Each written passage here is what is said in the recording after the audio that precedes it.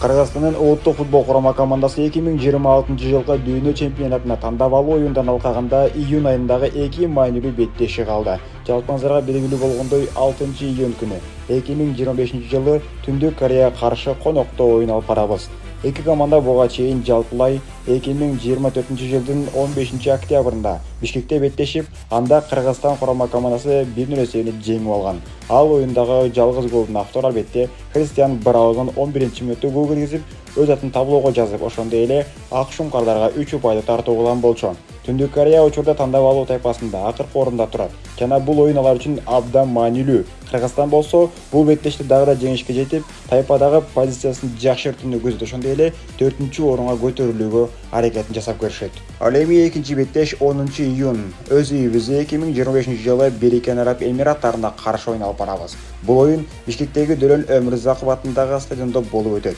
Кыргызстан менен Бириккен Араб Эмираттары буга чейин 3 жолу беттешип, алардын бардыгында Бириккен Араб Эмираттары жеңишке жеткен. Ошол айтылуу 2019-жылы Азия кубогунун 1/8 финалында Бириккен Араб Эмираттары өз үйүндө биздикилерди 3-2 эсебинде утуп алган болчу.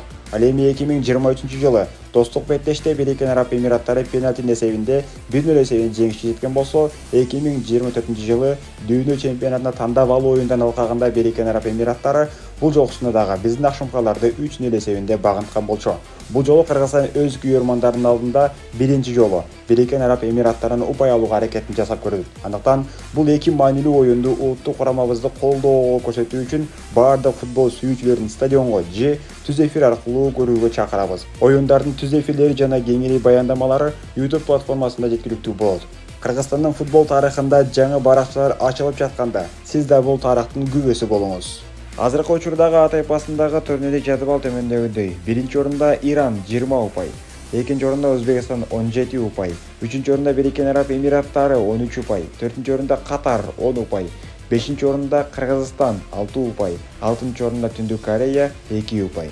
Эми мындан аркы боло турган 9-тур алкагындагы оюндар албетте кээ бир командалардын тагдырын чечип коюшу мүмкүн. Ошондой эле Иран Ислам Республикасы мөөнөтүнөн мурда дүйнө чемпионатынан жолдомо алгандыгы эртеңки Катарга каршы боло турган оюндарды балким болжолдуу түрдө сатылып калышы мүмкүн деген дагы пикирлери жаратпай койбойт. Анткени Иран Ислам Республикасы азыркы учурдагы жогото турган эч нерсе жок. Бул кону колдон келген аракетин жасаган абалда Катарга каршы туруштук берип коет же реалдуу түрдө акчага сатылып калышат. Ошондой эле Өзбекстандын дагы тагдыры өз колунда. Тагыраагы эртеңки 9-тур алкагындагы Бириккен Араб Эмираттарына каршы боло турган беттеш албетте бул Өзбекстандын тагдырын чечип коюшу мүмкүн. Эгер жеңе турган болсо, мөөнөтүнөн мурда дүйнө чемпионатына жолдомо алууга укуктуу болот. Эгер жеңе турган болсо, анда акыркы жыйынтыктоочу турду гана күтүп калышат. Ал эми ак шумкарларыбыз 5-орунда 6 упай менен, болгону мына ошол Катар менен 4-орунду талашууга аракет кылып көрөт. Эгерде мүмкүнчүлүк боло турган болсо, албетте кийинки этапка өтүп, дүйнө жолдомосуна мүмкүндүк алууга аракетин жасап көрүшөт.